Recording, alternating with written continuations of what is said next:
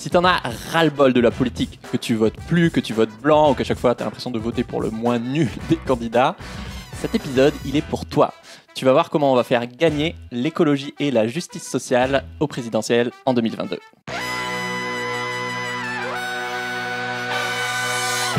Bienvenue dans Soif de Sens, le podcast qui redonne foi en l'humanité.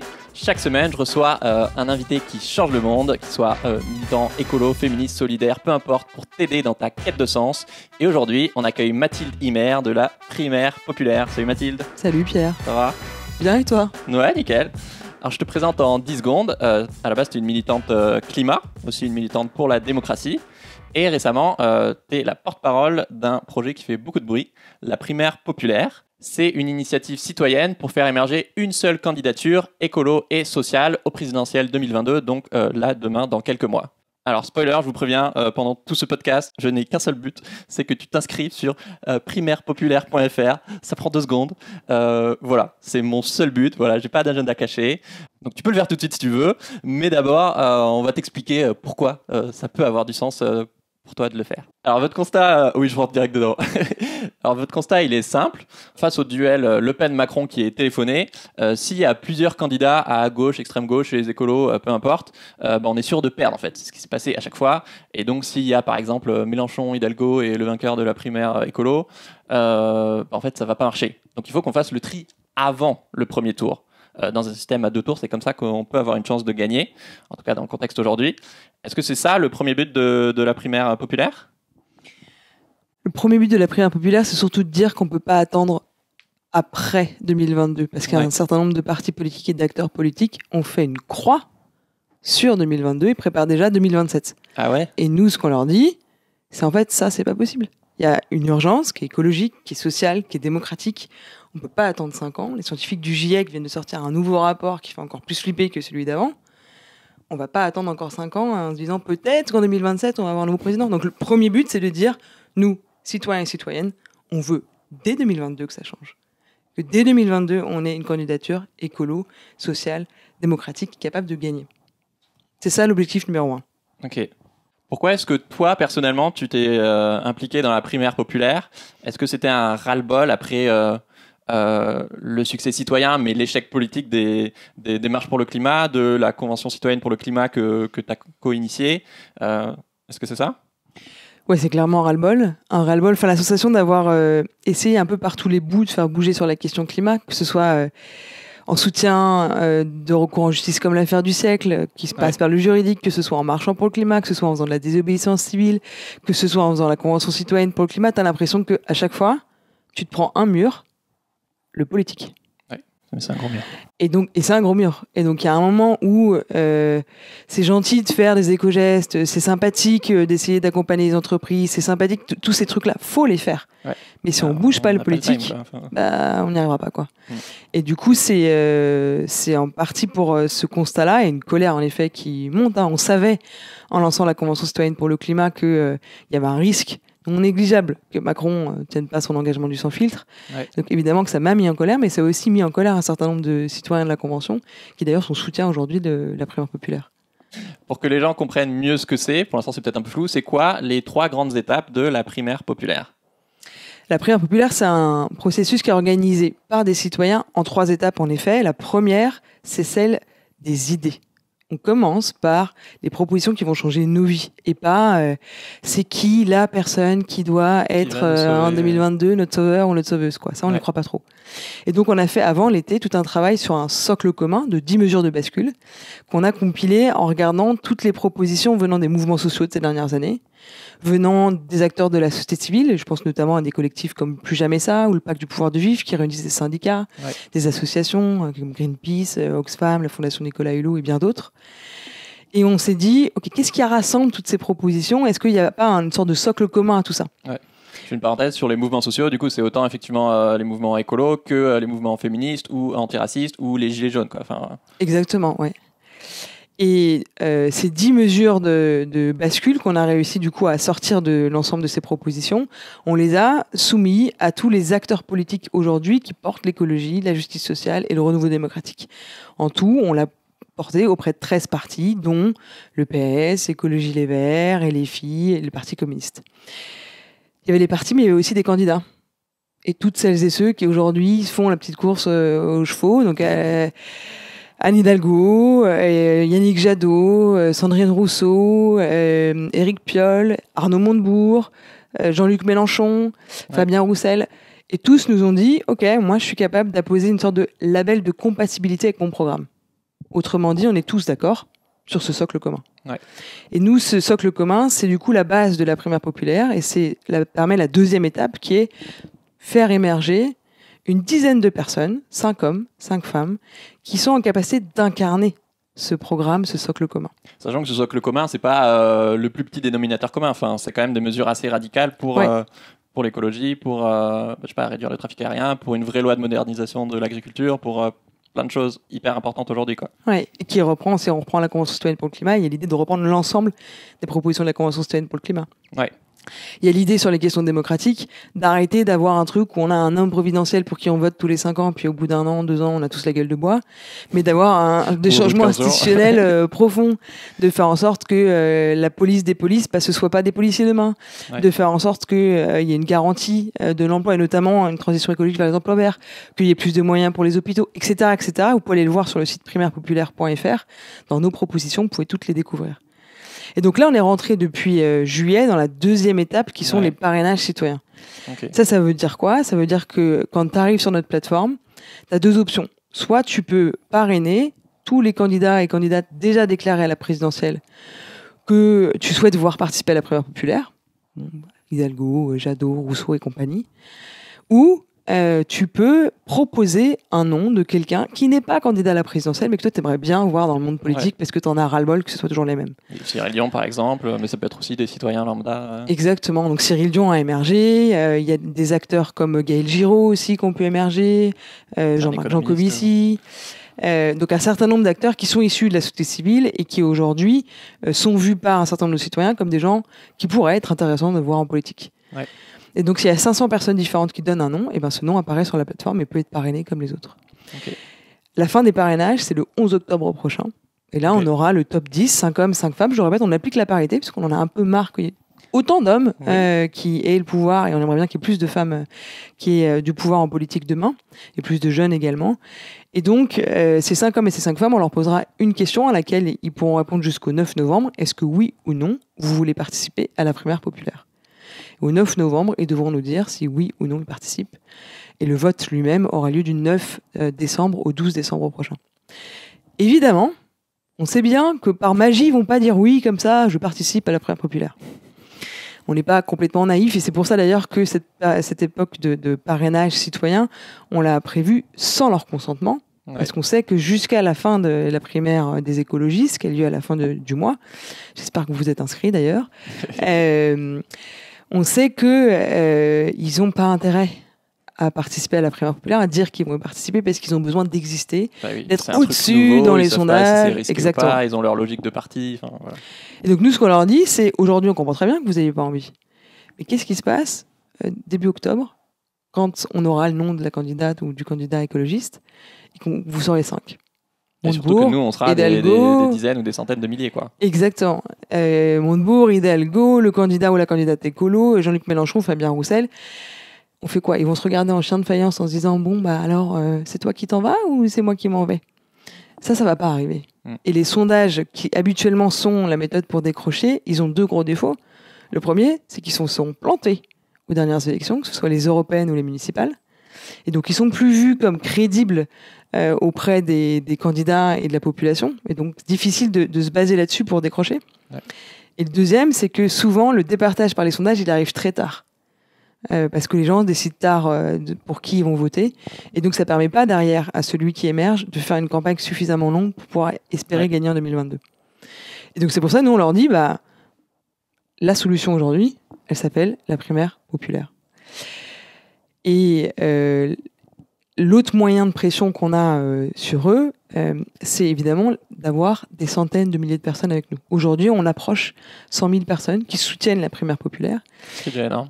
Ce qui est déjà énorme, alors qu'on a fait le lancement grand public seulement la semaine dernière à Marseille pour partir de la dynamique du printemps marseillais. Je ne sais pas si vous vous souvenez, mais Marseille, qui était pendant 25 ans à droite avec Gaudin, est passé par la création d'une dynamique citoyenne avec une mairie qui aujourd'hui est plutôt à gauche et écolo. Et c'est ça qu'on veut faire. C'est-à-dire que personne ne croyait que le printemps marseillais pouvait gagner à Marseille. Notre objectif, c'est de dire aujourd'hui, personne ne croit que les écologistes ou que ce que certains appellent encore la gauche, ce que j'appelle moi le bloc des justices, peut gagner en 2022. Pourquoi est-ce qu'on ne fait pas exactement la même chose que ce qui a été fait à Marseille, nous, citoyens, reprendre la main, créer une dynamique qui dépasse les partis et les embarque finalement dans un processus qui permet de gagner? Pour clarifier, le but, c'est pas d'avoir une candidature unique où demain, Mélenchon va devenir d'accord avec tout ce que dit Jadot. Non, bien sûr que non. Le but, c'est d'avoir une seule candidature parce que sinon, en fait, on est sûr de perdre. Et ce qu'on veut, c'est gagner. Et moi, ce que j'aime beaucoup dans ce que vous faites, c'est que en fait, c'est stratégique. C'est juste... historiquement, ça marche pas. Le seul moyen d'avoir une chance et une grosse chance, c'est de faire le tri avant. Oui, et c'est d'ailleurs pour ça que moi je suis beaucoup plus optimiste maintenant qu'avant l'été, pour une raison simple, c'est que ce qui se déroule aujourd'hui politiquement, c'est exactement le scénario qu'on a écrit il y a 7 mois. À une différence près qu'Arnaud Montebourg qu'on n'avait pas prévu. On voit bien l'éparpillement des candidatures aujourd'hui. Et donc on a construit un processus qui savait que de juillet à fin septembre, début octobre, il nous chierait dans les bottes. Non mais c'est vrai, c'est pour ça qu'on ne demande pas leur consentement. Et qu'on sait qu'à partir de mi-octobre, ils vont commencer à se dire « Ah, bah comment on se départage ?» Et donc là, on leur propose une solution. Et le dernier élément, ce qui est stratégique, c'est que pourquoi on parle de centaines de milliers de personnes? C'est que si on est une centaine de milliers de personnes, on est plus puissant que n'importe quel parti politique aujourd'hui. C'est quoi le plus gros parti aujourd'hui? Si tu regardes un peu les chiffres, le PS, ils sont à environ 40 000 adhérents. Donc on est déjà plus puissant en termes de mobilisation que le PS. C'est rien. Oui, c'est rien. Les écologistes, je ne vais pas prendre le nombre d'adhérents parce que je trouve ça intéressant la dynamique qui a été créée à travers la primaire. Il y a 120 000, je crois, participants à la primaire des écolos. Mais c'est encore pas grand-chose finalement par rapport à ce que l'écologie représente aujourd'hui dans la société. Ouais. Et quand on regarde les autres primaires, que ce soit la primaire LR en 2017, c'était 4 millions de personnes. La primaire PS en 2017, c'était 2 millions de personnes. Donc ça reste quand même malgré tout encore petit. Ouais. Et celui qui a la plus grosse base de données aujourd'hui, c'est Jean-Luc Mélenchon, qui a un peu plus de 200 000 personnes en base mail et qui est capable de les mobiliser. Et donc notre objectif à nous, c'est de dire on soit plus de 200 000 pour être en capacité de dire, en fait, là, on est plus puissant que vous en termes de mobilisation. Donc, est-ce que, au vu de ça, on est en capacité de créer une dynamique citoyenne? Est-ce que vous voulez qu'on la mette à votre service? Dans ces cas-là, participez à la primaire populaire. Si vous voulez pas qu'on la mette à votre service, on l'utilisera contre vous. Alors j'adore ce que tu réponds aux gens qui disent oui mais à quoi bon, ça marchera jamais, donc je vais te citer. Si vous avez une meilleure proposition, allez-y, mais en fait nous on n'a pas envie de se retaper 5 ans de Macron, ni de Le Pen, ni de reperdre 5 ans sur le climat et la justice sociale, juste on n'a pas le temps, et le à quoi bon en fait c'est ça qui nous fait perdre, donc il faut arrêter de croire qu'on va perdre, et juste prendre 5 minutes pour un truc peut-être ok qui peut paraître naïf, mais il y a un moment, si tu veux changer la démocratie, oui, tu vas forcément devoir miser sur des trucs un peu nouveaux, pas faciles à comprendre au début. Voilà, j'ai pas de questions, mais ça reflète tellement ce que je pense que je voulais te citer. Non, mais c'est vrai, c'est que on a oublié que le modèle dans lequel on vit aujourd'hui, capitalisme, libéralisme, n'a pas besoin d'électeurs. Ils n'ont pas besoin de citoyens, ils ont besoin de consommateurs. Donc cette espèce de aquabonisme, finalement, c'est faire leur jeu à eux. Et donc, si tu as envie que les choses bougent, ça prend, franchement, même pas 5 minutes. J'ai dit 5 minutes, mais ça prend 3 minutes de s'inscrire sur la primaire populaire. Tu laisses ton mail et c'est tout. Et au pire, quoi? Au pire, ça marche pas. Tu as donné ton mail à un truc qui n'a pas marché. Mais au mieux, ça marche et ça permet quand même de changer la présidence de la République et d'avoir du coup des changements radicaux dans nos vies, enfin dans le bon sens, à un moment où l'urgence écologique et l'urgence sociale, elle est énorme. Donc... le à quoi bon dans ces cas-là, moi, c'est vrai qu'il m'énerve parce que si t'as pas 3 minutes de ta vie pour ça, a priori, c'est que t'as pas envie que ta vie change dans le bon sens, quoi. Oui, et moi j'ai compris aussi, pareil stratégiquement, que récemment, qu'en fait une élection, ça se gagne ça se joue et ça se gagne sur que 2-3 thèmes autour desquels il y a les débats, et qu'en fait, même si jamais la primaire gagnait pas, en fait, d'avoir cette base électorale énorme qui dit ok, on a ce socle commun de 10 mesures assez radicales sur la justice sociale et l'écologie. Bien sûr que ça met une pression de ouf sur les candidats au deuxième tour et la future présidente. Enfin, déjà, de base, ça va orienter les débats et les ramener sur des sujets un peu plus importants que la burqa. Oui, d'ailleurs, on prévoit des débats en partenariat avec certains médias sur le fond, sur le socle commun, pour justement faire en sorte que ces idées qui nous rassemblent, elles arrivent sur l'arène médiatique, parce qu'aujourd'hui, on a l'impression que comme ils sont tous éparpillés, qu'ils passent plus de temps parfois à se taper entre eux que à parler des sujets qui les opposent à des gens comme Marine Le Pen ou Emmanuel Macron, au final, on a l'impression que le débat est nauséabond aujourd'hui, quoi. Donc il y a un enjeu, en effet, à parler de nos sujets, parce qu'il y a vraiment, quand on regarde les sondages, les études, on voit bien que les Français sont prêts à la transition écologique. Encore une fois, on l'a vu, la Convention citoyenne le montre, les études de l'ADEME montrent bien que les Français sont davantage prêts que nos élus aujourd'hui à bouger. Donc il y a un truc de... Arrêtons de croire que... Voilà, on a tellement pris l'habitude de perdre en tant qu'écolo que on croit qu'on va toujours perdre. Mais non. Non, là, on est en capacité de gagner et en plus, c'est urgent. Donc, prends 3 minutes et va sur le site primairepopulaire.fr. Ok. Non, mais en plus, presque le fait que... Alors, c'est éclaté à gauche, mais c'est aussi clairement éclaté à droite. Et du coup, tu te dis, mais s'il y a juste une force qui est capable de rassembler d'autres personnes, alors oui, évidemment, ce ne sera pas la même présidence si c'est Hidalgo ou si c'est Ruffin qui est élu. N'empêche, ce sera toujours 1000 fois mieux que si c'est Macron ou Le Pen. Et surtout, on pourra aussi peser sur son programme.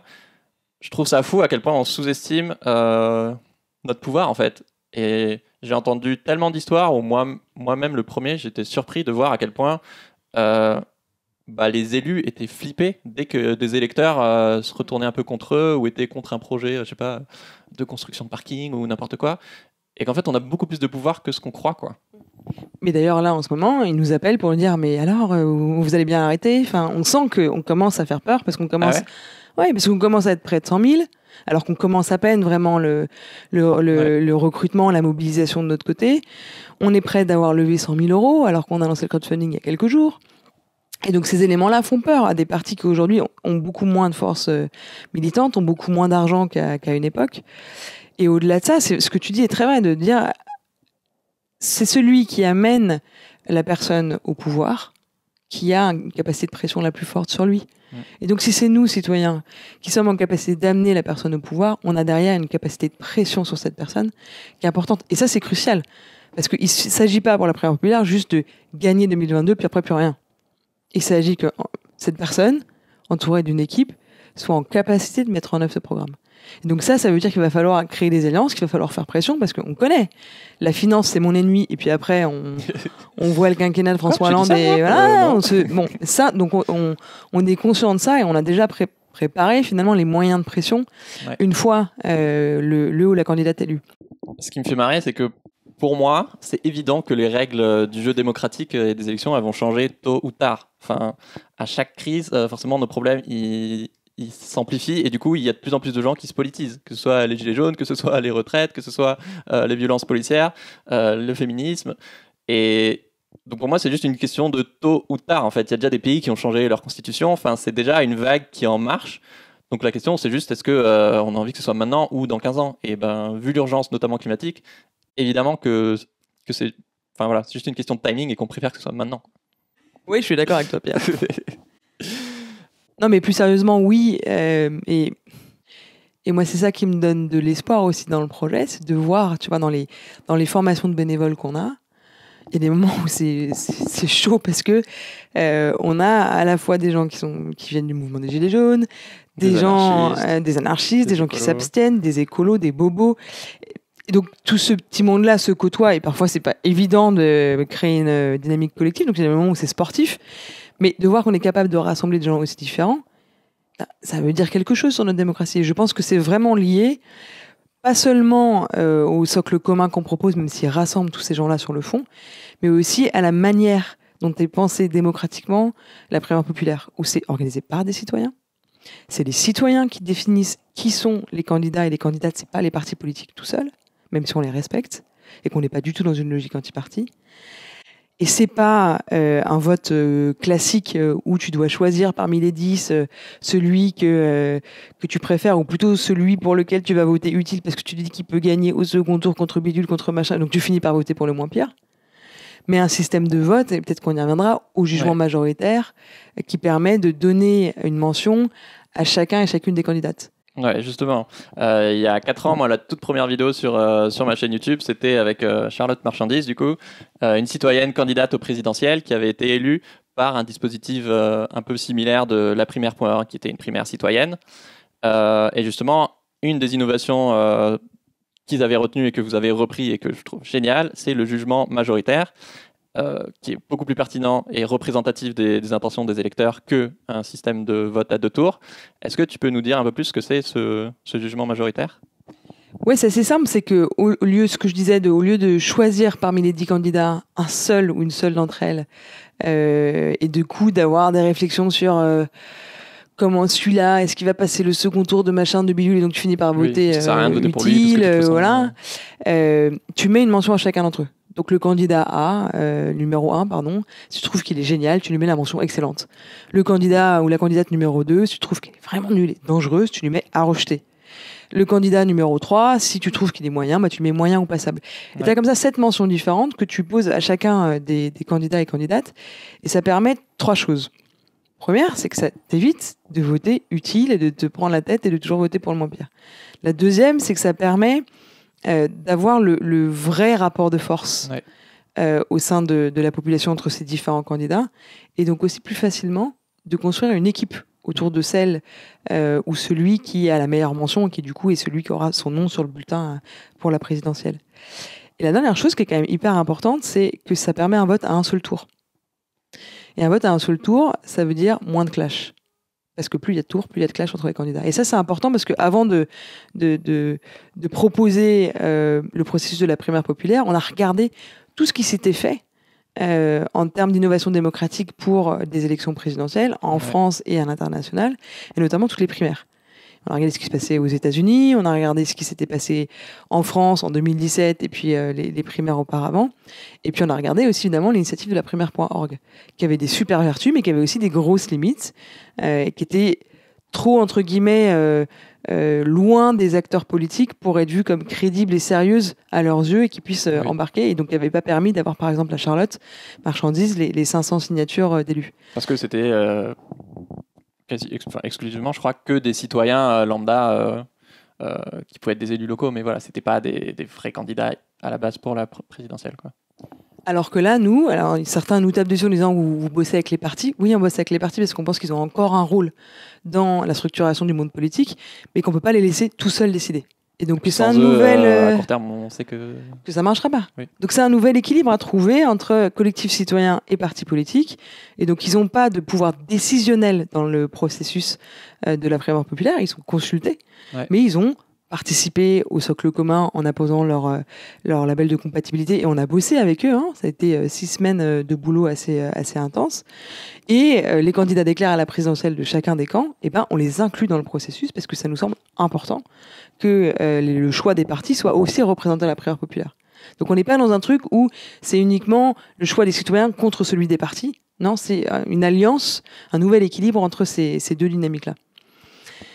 Et du coup, ce que je disais, c'est qu'on a vraiment regardé ces différentes primaires pour prendre ce qui marchait dans les primaires précédentes et puis essayer de résoudre les trucs qui faisaient que ça marchait pas très bien. Il y avait des systèmes de clash irrémédiables. On se souvient, pour ceux qui ont suivi la primaire du PS, où ça a fini en clash énorme et des gens qui se parlent plus, ou des systèmes de trahison. Où à la fin par exemple de la primaire PS, Benoît Hamon s'est un peu fait trahir finalement par un certain nombre de cadres du PS. Et c'est toutes ces raisons-là, voilà, et c'est rétamé au présidentiel avec un score de 6%, alors qu'il sortait avec une dynamique beaucoup plus forte sortie de la primaire. Et donc on a essayé de mettre des garde-fous et des méthodes qui permettent de lutter contre tous ces biais, et c'est ça qui donne aujourd'hui la primaire populaire. On dit qu'une campagne présidentielle, ça coûte quand même 1 million d'euros. Comment vous allez trouver 1 million ? Aujourd'hui, on a levé environ 300 000 euros.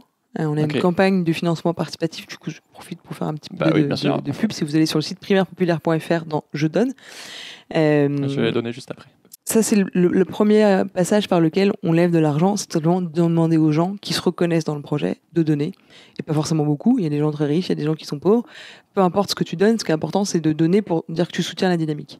Question bête, est-ce que c'est défiscalisable à 66% ? Oui, c'est défiscalisable à 66%. Trop bien. Très bonne question. Tu donnes 100 balles, t'en donnes que 33. Exactement. Après un peu.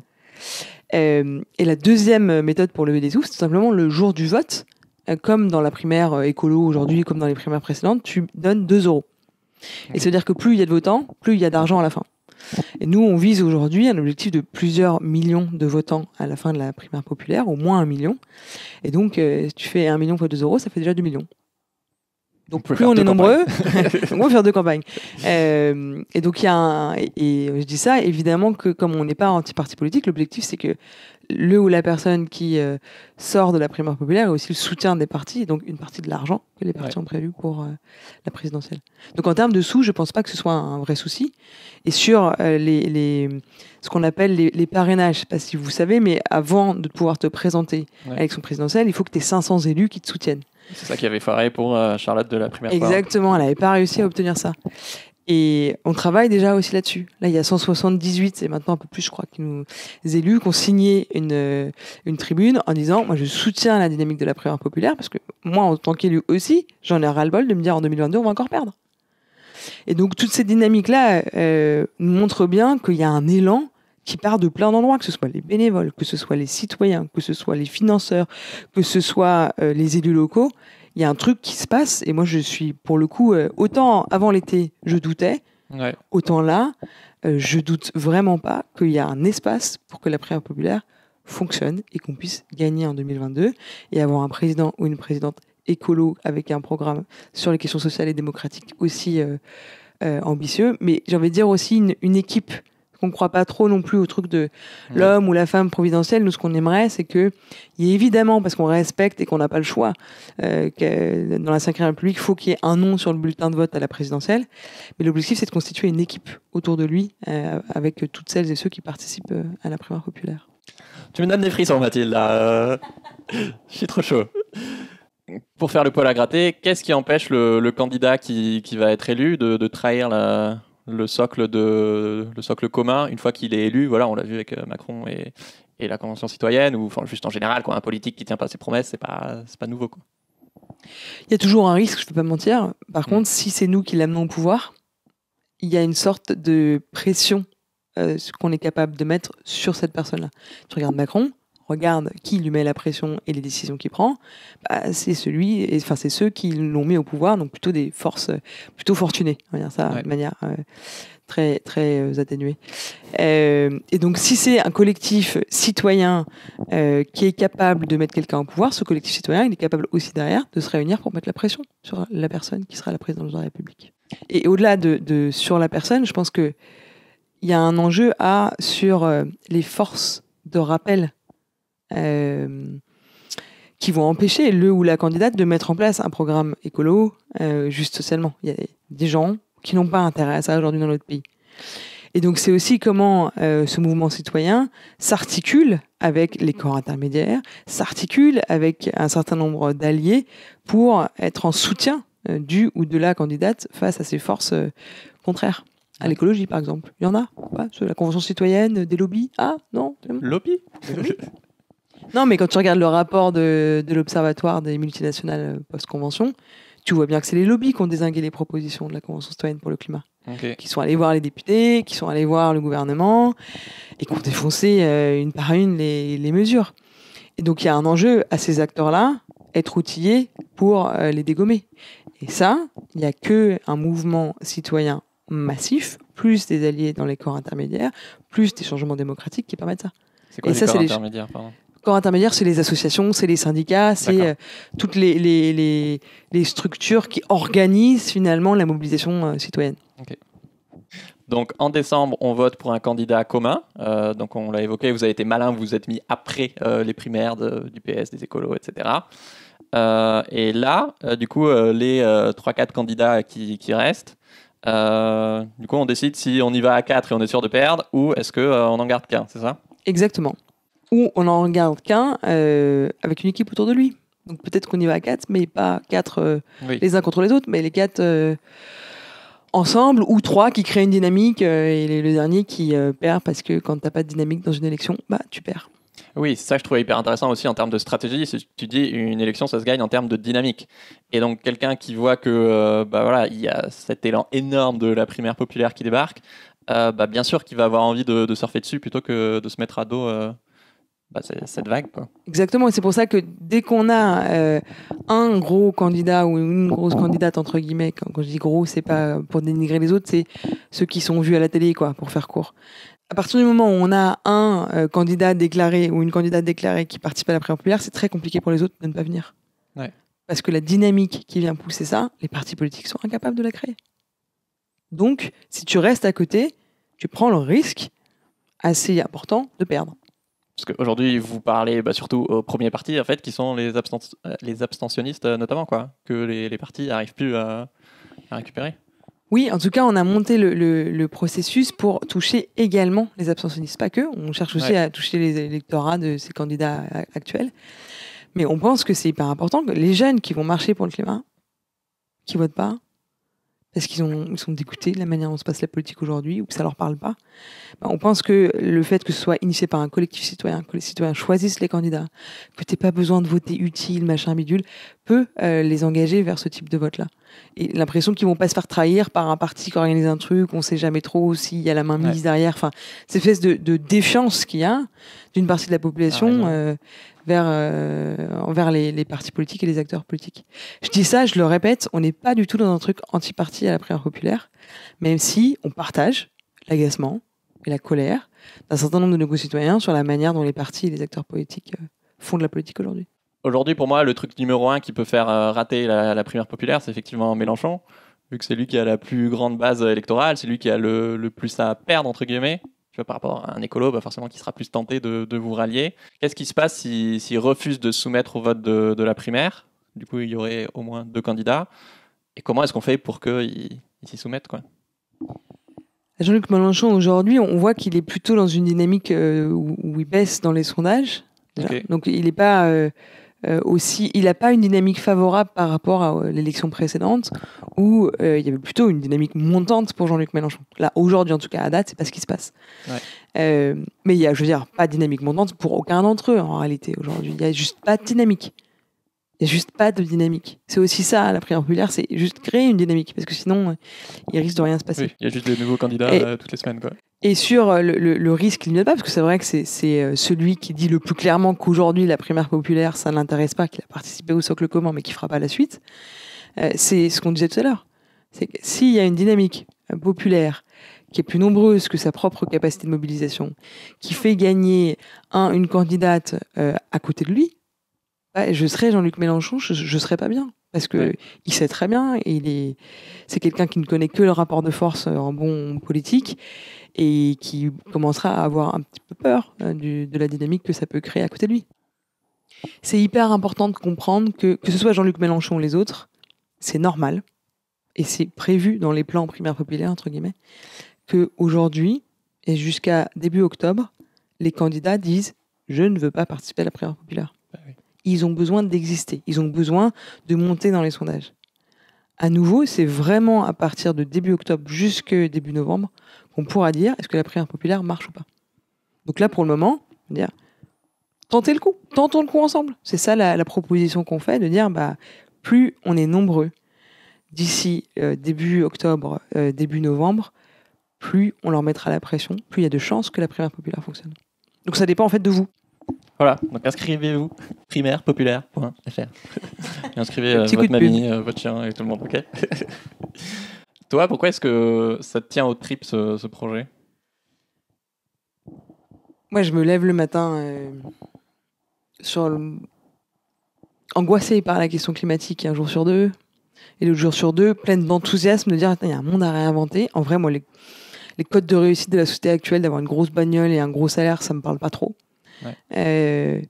Et parce qu'il y a urgence. Enfin, c'est pas juste un mot, c'est que quand tu regardes ce que disent les scientifiques du GIEC, je veux dire, le temps, il n'est pas extensible. Il y a un moment où, quand tu dis 10 ans, à force de dire 10 ans, à un moment, ça se diminue, le nombre d'années, quoi. Et donc, la première réponse, c'est parce que je flippe. Enfin, je flippe pour mon avenir. Et pas celui de mes enfants, le mien, mais aussi pour celui de mes parents, parce qu'en fait... on croit que c'est juste les jeunes générations, mais non. Enfin, on voit déjà les impacts du changement climatique. Je lisais il n'y a pas très longtemps qu'il y avait une pénurie de blé qui faisait que les pâtes, du quotidien, on allait avoir du mal à les produire. Un truc pas cher, on parle de bouffe, ça commence déjà à avoir des signaux faibles sur ces questions-là. Et donc, moi, qu'on me dise, non, on va attendre 5 ans de plus pour peut-être espérer gagner l'élection présidentielle, où on voit bien que ça, à chaque fois, un mur quand on parle d'écologie, si on l'a pas. À nouveau, la démission de Nicolas Hulot. Hein. Il était très clair, Nicolas, quand il est parti, en disant, moi, Nicolas Hulot, alors que tout le monde, malgré les défauts et tout ce qu'on peut lui dire des travers qu'il peut avoir, je pense que tout le monde lui reconnaît que sur la transition écologique, il avait envie de faire. Quand quelqu'un comme Nicolas Hulot part en disant qui décide, qui gouverne, et en pointant les lobbies, et en pointant le Premier ministre comme des points bloquants, on voit bien qu'il y a un moment, et le président de la République, on voit bien à un moment que c'est là que ça bloque. Et donc que si on ne prend pas le pouvoir ici, on pourra faire tout ce qu'on veut à côté. On pourra faire tous les éco-gestes qu'on veut. On pourra faire tous les changements en termes d'entreprise qu'on veut. On pourra faire... Ça ne suffira pas. Est-ce que tu aurais un message aussi pour les féministes qui nous écoutent ?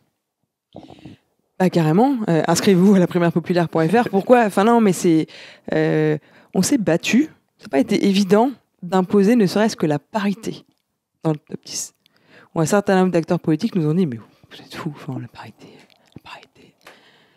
Pourtant, ça paraît... parce qu'ils pensaient que c'est déjà acquis, ou mais parce qu'il y a tellement d'hommes dans le monde politique actuellement que quand tu dis que tu prends un top 10 et que tu prends 5 hommes, 5 femmes, ça laisse beaucoup moins de place pour les hommes. Oui. Oui, mais ça pose problème à certains. Donc c'est le premier élément. Et le deuxième élément, c'est que il y a un certain nombre de collectifs qui sont dans ce qu'on appelle notre conseil d'orientation, qui soutiennent la primaire populaire et qui prennent des décisions pour le dispositif de la primaire populaire. Et dans ces collectifs-là, il y a des collectifs qui viennent du mouvement climat, il y a des collectifs qui viennent du mouvement féministe, il y a des collectifs qui viennent plutôt sur les questions sociales, qui viennent des quartiers populaires. Et c'est hyper important de soutenir finalement les collectifs qui font le taf de prendre le risque d'oser un peu aller vers le politique en étant, en tant que féministe, soutien de cette dynamique qu'ont osé prendre. En l'occurrence, c'est Oser le féminisme qui est dans le conseil d'orientation. Et donc, moi, j'ai juste envie que demain, qu'il y ait plus de femmes qui soient à l'élection présidentielle ou ailleurs, et ce serait bien d'avoir une femme présidente. Moi, je trouve ça chouette. Alors, peut-être pas n'importe laquelle, mais... Pas n'importe laquelle. C'est pour ça que je dirais que je trouve ça chouette. Ça, c'est pas, à titre personnel, ça n'est pas mon premier critère. Oui, ça me regarde, et je veux dire, chacun a ses critères. Oui. Ok, donc les personnes qui nous écoutent, là, elles sont super hypées, ça y est, elles recroient à la politique, beaucoup passionnément. Elles peuvent donc donner, elles peuvent s'inscrire sur le site. Qu'est-ce qu'on peut faire pour participer à la primaire populaire ? Si tu as envie de faire plus, le plus important, c'est de signer l'appel de la primaire populaire. Ouais. Deuxième, si tu as un peu de sous et que tu peux nous en donner, c'est cool, parce que plus on sera nombreux, plus on aura de sous, plus on sera en capacité de mettre la pression aux acteurs politiques. La troisième, c'est choisis les candidats.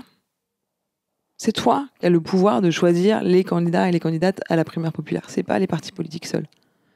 Donc, tu peux aller sur le site primaire populaire, il y a un bouton qui s'appelle « Je parraine ».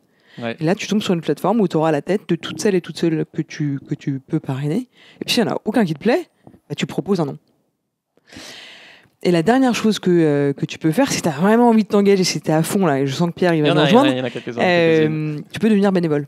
On a aujourd'hui plus de 2500 bénévoles un peu partout en France qu'on forme, avec des week-ends de formation où en plus on se marre bien, c'est en général assez festif et assez drôle, tout en te formant à savoir faire du porte-à-porte, faire du recrutement en rue, savoir comment fonctionne le jugement majoritaire, te former sur le fond aussi, du contenu du socle commun, savoir animer des sessions et des débats. Et donc tu apprends plein de trucs qui te sont utiles dans ta vie par ailleurs. Ouais. Et puis tu passes en général un bon moment, en tout cas là à Marseille, tu vois, on avait encore un week-end de formation la semaine dernière, tu repartis avec des pépites dans les yeux. Et moi, ça, c'est un des trucs qui me met le plus en joie. C'est quand tu vois que, en faisant de la politique, parce qu'on fait de la politique, même si c'est pas de la politique politicienne, les gens repartent avec la banane, y compris des gens qui sont abstentionnistes. Là, je me dis qu'on fait notre taf. Ouais, c'est ça. Réenchanter la politique. J'ai l'impression que l'enjeu numéro 1, du coup, c'est de faire monter le plus vite et le plus haut possible le nombre d'inscrits. Comment est-ce que les gens qui nous écoutent, au-delà de s'inscrire eux-mêmes, ils peuvent participer à augmenter le nombre d'inscrits pour qu'on ait un vrai rapport de force et une vraie chance de gagner, quoi ? C'est simple, tu peux signer, mais tu peux aussi faire signer. Envoyer un texto à tes potes ou appeler tes potes. On a des sessions, par exemple, de ce qu'on appelle le pote à pote, où c'est assez marrant, où en fait, ça consiste à juste appeler tes potes, leur parler de la primaire populaire et voir. Et en plus, ce qui est assez intéressant, c'est que tu fais de la politique quand tu fais ça. Tu parles d'écologie, tu parles de justice sociale, tu parles de la situation de la France à tes potes, à des gens que tu connais. Et c'est ça qu'on veut créer. C'est aussi une politique qui ne passe pas que par la télévision, les trucs qui viennent d'en ou machin, mais un truc qui se propage et qui crée du débat et une émulation dans la société.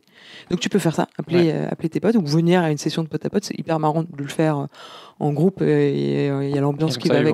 Où donc sur le site primairepopulaire.fr, tu t'inscris dans j'agis, où je vais être bénévole, et ensuite tu seras contacté par les super équipes de la primaire pour t'inscrire à une session, et il y en a plein, tous les 2 jours il y en a.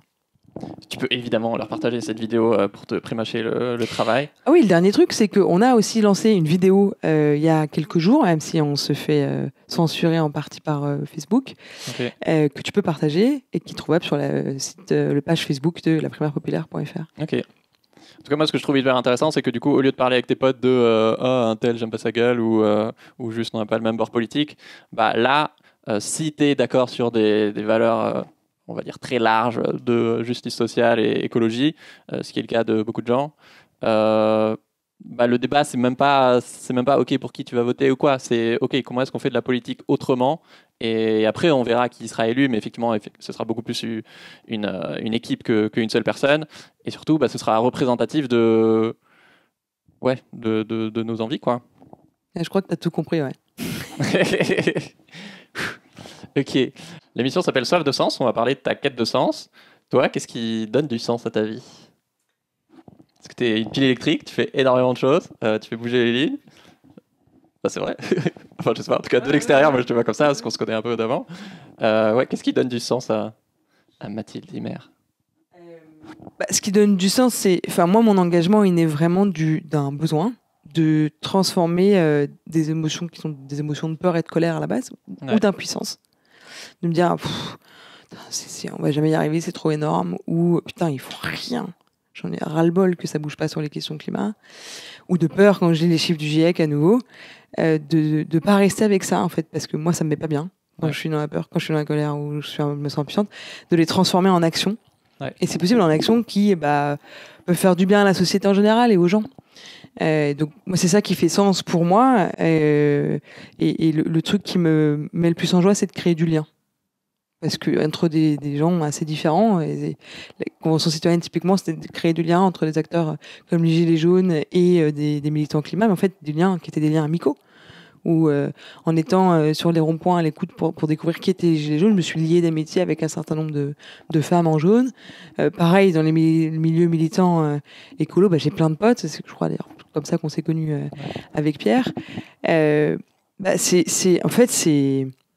Moi, ça me nourrit, ça me met en joie, quoi. Plutôt que de regarder ma téloche et de voir un peu le train passer, de me dire, je peux contribuer à ça, mettre ma pierre à l'édifice, et en plus, plutôt que d'être tout seul dans mon canapé, dans ma peur et dans ma colère, je suis dans une dynamique de joie, tu vois.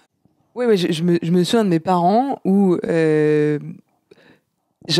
ça me frustrait qu'ils se bougent pas sur les questions climat, alors que c'était hyper important pour moi, et donc j'essayais de les convaincre à tout prix. Donc à chaque déjeuner, je les emmerdais.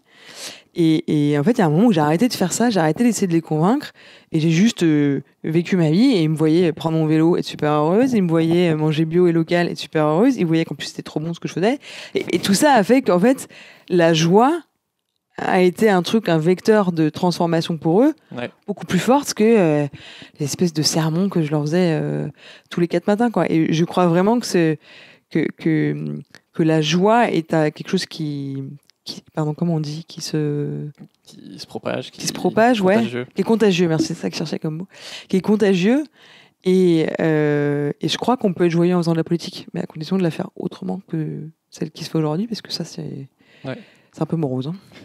Pour une dernière question, je vais te demander, est-ce que, par rapport à cette question de quête de sens, c'est quoi, toi, ta dernière grande remise en question?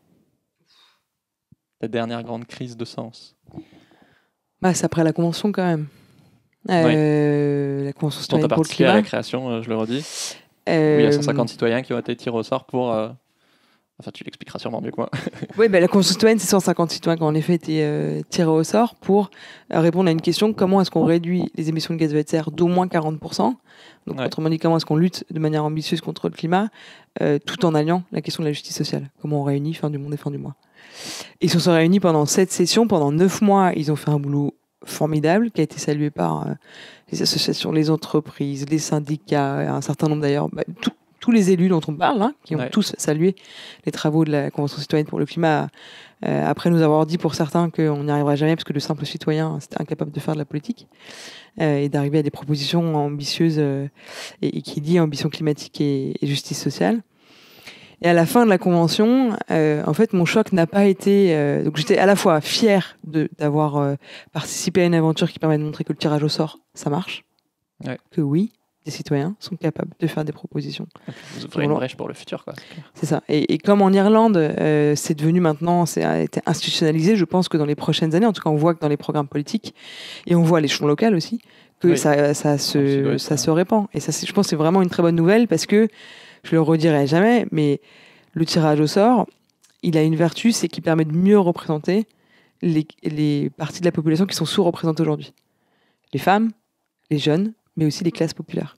0 ouvrier à l'Assemblée nationale. C'est 15% de la population française. Ils étaient nombreux et nombreuses dans les Gilets jaunes. Voilà.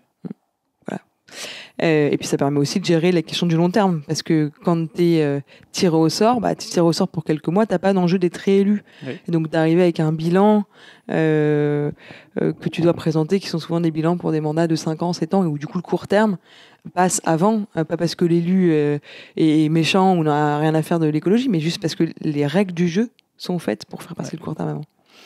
Et donc à la fin de la Convention citoyenne, j'étais fière d'avoir montré que le tirage au sort fonctionnait avec cette expérience de la Convention citoyenne pour le climat. Pas tellement étonnée qu'Emmanuel Macron ne tienne pas son engagement. On se doutait avec Cyril Dion, avec Priscilla Hudowski et les autres qu'il n'allait pas tenir son engagement pleinement. Non, moi, ce qui m'a vraiment fait du mal et qui m'a pas mal remis en cause dans mon engagement, c'est que j'avais sous-estimé à quel point notre démocratie tend vers ce qu'on appelle une plutocratie, une oligarchie, c'est-à-dire le pouvoir qu'ont les lobbies aujourd'hui dans notre pays. Ils ont dézingué le travail des citoyens en un mois. Parce qu'au début, ils n'ont pas pris au sérieux la Convention, puis quand ils ont vu que Macron disait « Ah bah si, je te reprends 146 sur 149 », là, ils ont sorti l'argent, ils ont sorti les cabinets de communication, les cabinets de lobbying. Et ça, je crois que vraiment, ça m'a mise en colère et ça m'a plongé dans un truc d'impuissance de me dire, bon, est-ce que c'est vraiment par la politique qu'on peut faire quelque chose ? Est-ce que vaut mieux pas partir de l'échelon local et faire bouger les choses par là ? Et en fait, je pense pas. Après avoir pas mal réfléchi, écouté plein de gens, je pense que le politique est capable d'encadrer le lobby. Faut-il qu'il y ait quelqu'un qui a envie d'encadrer le lobby, qui arrive au pouvoir ? Et d'où, on revient à la primaire populaire, mais d'où la proposition de la primaire populaire, où du coup l'encadrement des lobbies fait partie des propositions qui vont dans le sens de la primaire populaire. T'as envie de leur dire un dernier mot avant que je conclue ? Si vous n'avez pas envie d'un duel Macron-Le Pen, si vous avez envie de faire basculer la présidentielle, d'avoir quelque chose d'un peu inattendu à cette élection et que les citoyens aient vraiment la main, rendez-vous sur primairepopulaire.fr. Signez, faites signer, et puis si vous avez un peu de sous, donnez un petit peu de sous. Il y a 2 secondes, t'étais trop déprimé là tout d'un coup. On sent à quel point t'es habité par le truc, c'est trop bien. Merci Mathilde pour cet échange. Merci Pierre. Donc voilà, inscrivez-vous, on l'a dit 18 fois, mais une 19e fois, ça fait pas de mal, à la primairepopulaire.fr. Parrainez vos candidats préférés si vous voulez, voilà, pour que l'écologie et la justice gagnent en 2022. Voilà, c'est pas un rêve, ça dépend juste de combien on sera. Et voilà, si tu veux plus d'épisodes avec des humains rayonnants comme Mathilde, bien évidemment, abonne-toi. Partage ce podcast à quelqu'un qui en a ras-le-bol de la politique, comme la majorité des Français. Et petit PS, en ce moment, j'offre mon bouquin Changer le monde en 2 heures à chaque personne qui s'abonne au podcast. Envoyez-moi juste le screenshot de votre abonnement en DM sur Instagram @pierre.chevel. Et, à votre avis quoi ? Allez vous inscrire sur la primairepopulaire.fr. Ciao tout le monde.